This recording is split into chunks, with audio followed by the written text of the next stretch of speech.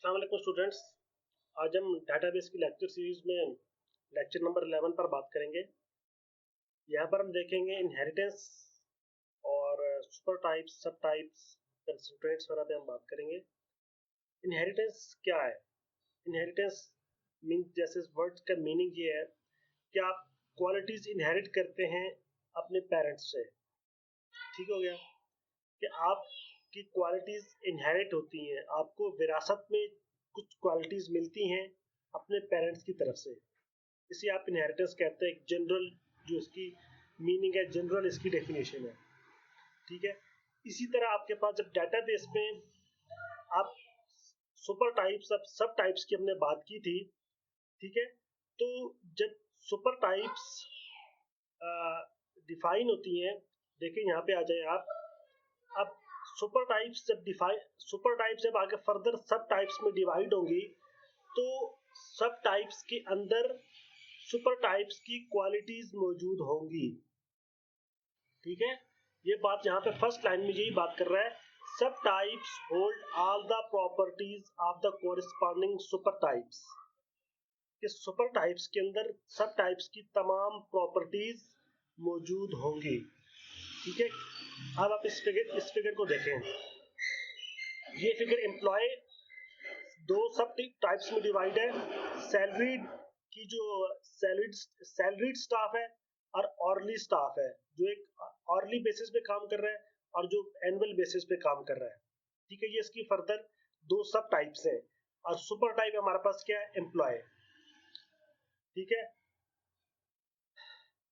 Attributes which are specific to the subtype entities are not shown with the supertype entity। ठीक है। अब ये देखें, सैलरी की एट्रीब्यूट्स क्या है? ग्रेड और एनुअल सैलरी। ऑरली के एट्रीब्यूट्स क्या है? नंबर ऑफ आवर्स और ऑरली रेट। ये सब टाइप्स के एट्रीब्यूट्स है। तो ये इसके साथ मेंशन है, ये यहाँ पे मेंशन नहीं है।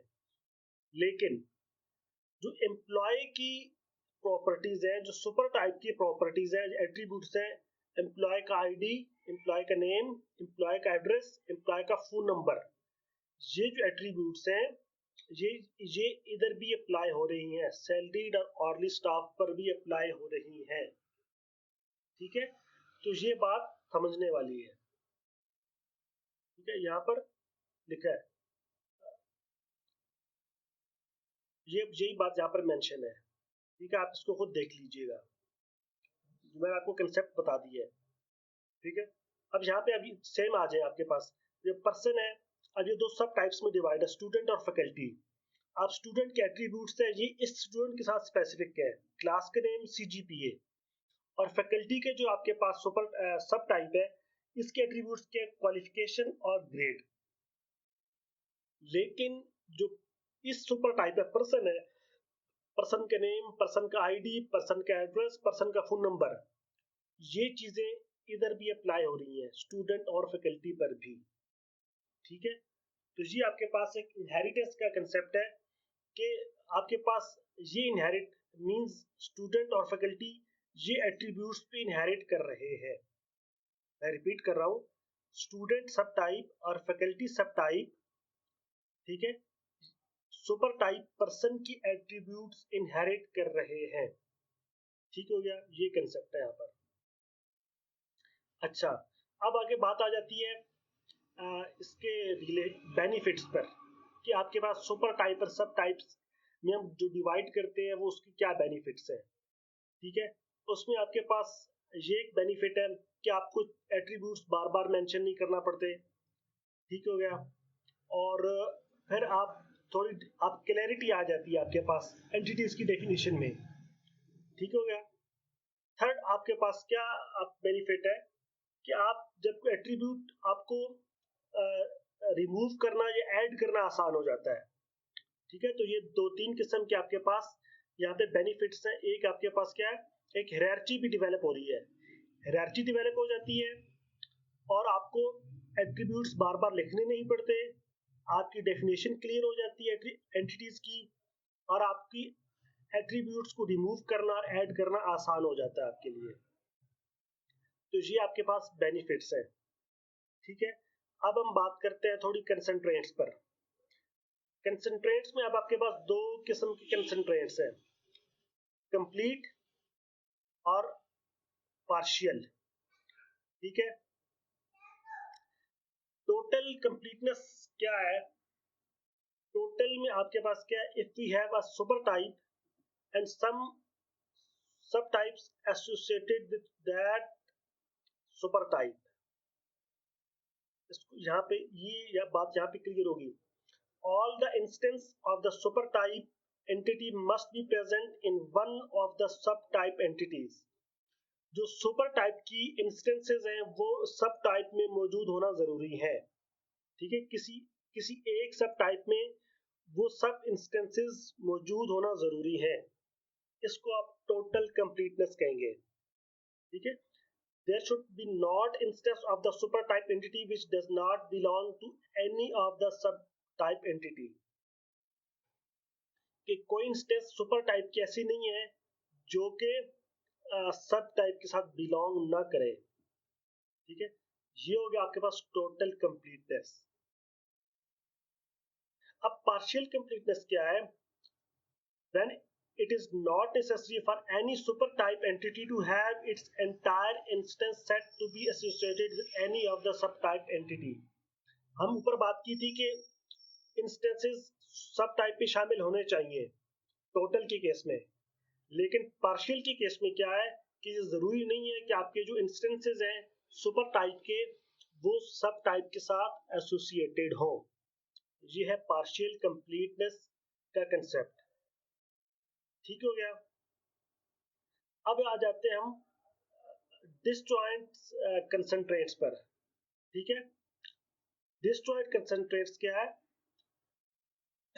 अब हमने ऊपर जब बात की थी अर्ली स्टाफ की या सैलरीड स्टाफ की, तो डिसजॉइंट रूल हमें क्या कहता है कि employ will either early paid or salary paid, he cannot be placed in both the categories in parallel।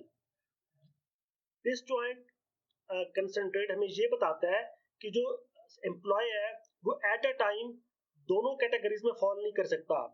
उसको या तो सिर्फ सैलरीड स्टाफ में कैटेगरी में शामिल होना चाहिए या सिर्फ अर्ली स्टाफ में शामिल होना चाहिए। ये डिसजॉइंट कंसंट्रेट का कंसेप्ट है कि ओनली वन कैटेगरी में फॉल करना चाहिए। ठीक है, अब ओवरलैप रूल क्या है? इसके कंट्रास्ट में है।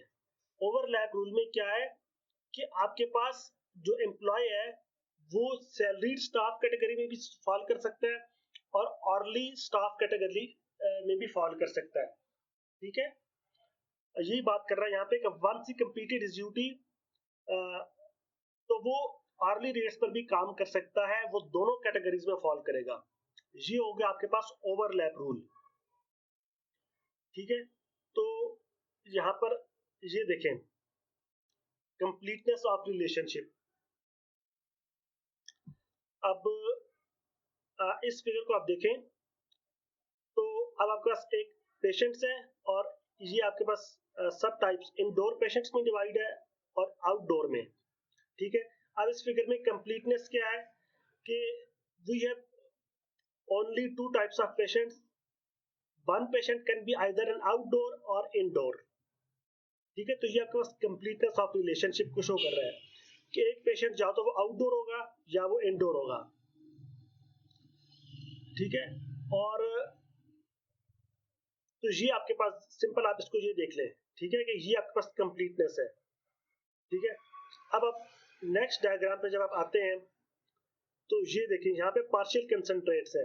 यहाँ पे एक व्हीकल एक कार में डिवाइड है सब टाइप में और ट्रक में डिवाइड है। ठीक है, तो we have noted just a limited number of vehicles, that it means that we are not interested in strong information for all the vehicles। ठीक है, कंपनी के पास बहुत सारी व्हीकल्स भी हो सकती हैं। ठीक है, और फिर आपके पास क्या है, तो ये आपके पास सिर्फ हमारे पास सिर्फ दो जो है ना व्हीकल टाइप्स में हम कैटेगरी फॉल करेंगे। ठीक है, तो हम स्ट्रॉन्ग इंफॉर्मेशन होल्ड नहीं कर रहे। ठीक है, एंड नेग्लेक्ट अदर्स। ठीक है, तो आपके पास ये हो गया आपके पास partial कंसंट्रेट्स। As it is normal to have a number of other vehicles in the company of a certain type, But when we have noted just a limited number of vehicles, then it means we are not interested in storing information for all the vehicles as separate entities. ठीक है, अब मैं वही बात कर रहा था कि एक कंपनी के पास बहुत सारी व्हीकल्स हो सकती है, लेकिन हमने सिर्फ 2 चूज किए, हम सारी इंफॉर्मेशन को होल्ड नहीं कर रहे, तो ये आपके पास पार्शियल कंसंट्रेंट की एग्जांपल आ जाती है। अच्छा, ठीक है, अब आपके पास क्या है, अब डिसजॉइंट की फिगर 2 में जब आपने बात की थी उसकी आउटडोर इंडोर पेशेंट की, तो डिसजॉइंट्स के लिए क्या है, suppose that the hospital has placed a restriction on the patient to be either an indoor patient or outdoor patient, ठीक है, which specifies that the patient's data cannot place in the database in both the subtypes. Disjoint के case में क्या है कि या तो वो इंडोर होगा या वो आउटडोर होगा, ठीक है, एट अ टाइम वो दोनों कैटेगरीज में फॉल नहीं कर सकता, ठीक है। अब यहाँ पे फिर सेकंड आपके पास आ जाता है ओवरलैपिंग। ओवरलैपिंग में क्या आपके पास, ठीक है, ठीक है, ओवरलैपिंग में अब देखें परचेज्ड कि आप देखें कंपनी परचेज की एग्जांपल है। ओवरलैपिंग में in this situation the company purchases the remaining the deficient number of parts from the other suppliers. You can easily say that the data for that specific part is to be placed in both the entity subtypes. Okay, because it belongs to both the subtype entities, this is an overlap situation and expresses disjointness with overlapping. तो आपके पास ये हो सकता है कि एक company आप कहीं और से भी 2 जगहों से परचेज कर रही होगी, ठीक है, तो वो परचेज वाली जो आपके पास एंटिटी है वो आपके पास रिपीट हो रही है, तो यहाँ पे ये आपके पास ओवरलैपिंग सिचुएशन डेवलप हो रही है, ठीक है, और इसको आप पैराग्राफ को खुद देख सकते हैं, आपको अच्छा आइडिया आपके पास हो जाएगा, ठीक है। अब ये देखें, यही हमने वहां पे ऊपर डिस्कस की है। अब आ जाता है आपके पास सब टाइप डिस्क्रिमिनेटर, ठीक है। अब ये मेथोडोलॉजी क्या आपके पास, टू डिटरमाइन दैट टू विच सब type one instance of a super type belongs, ठीक है, कि जो एक सुपर टाइप है वो किस सब टाइप के साथ बिलोंग करती है, ठीक है, तो आप सब टाइप डिस्क्रिमिनेटर के थ्रू आप ये फाइंड आउट कर सकते हैं, ठीक है। अब फिर यहाँ पे वही 2 सिचुएशंस आपके पास अराइज है, एक आपके पास डिसजॉइंट में, ठीक है, और फिर आपके पास क्या ओवरलैपिंग में, ठीक है। In this situation super type attribute can be placed in more than one sub type entities, ठीक है, तो ओवरलैपिंग में आप मोर देन वन सब टाइप्स में आप उसको सुपर टाइप का प्लेस कर सकते हैं, लेकिन जब आपके पास फर्स्ट सिचुएशन में डिसजॉइंट में आएगा तो sub type entity instance can be placed only in one sub type of that super type, तो आप सिर्फ एक सब टाइप में आप उसको प्लेस करेंगे इन केस ऑफ डिसजॉइंट, लेकिन ओवरलैपिंग में इसमें अपोजिट होगा, ठीक है। तो ये आपके पास इस तरह आगे व्हीकल और उसकी एग्जांपल भी है। फिर आपके पास ओवरलैपिंग कंसंट्रेट है, is to place 2 attributes in the super type, one for manufactured and one other for, फिर overlapping constraints भी आ जाता है आपके पास। तो ये था कि अब इसका फायदा क्या है सब टाइप डिस्क्रिमिनेटर का, ठीक है, तो ये हमें कोरस्पॉन्डिंग सब टाइप फाइंड आउट करने के लिए हेल्पफुल करता है। मीन्स इसका अगर ऑब्जेक्टिव में आपके पास आ जाता है, क्वेश्चन पूछा जा सकता है, तो इसका आपके पास क्या सिग्निफिकेंस है कि हम इसके थ्रू हम सब टाइप फाइंड आउट करते हैं कोरस्पॉन्डिंग, ठीक है, तो ये आपके पास इसकी सब टाइप है। और यहाँ पर ये लेक्चर नंबर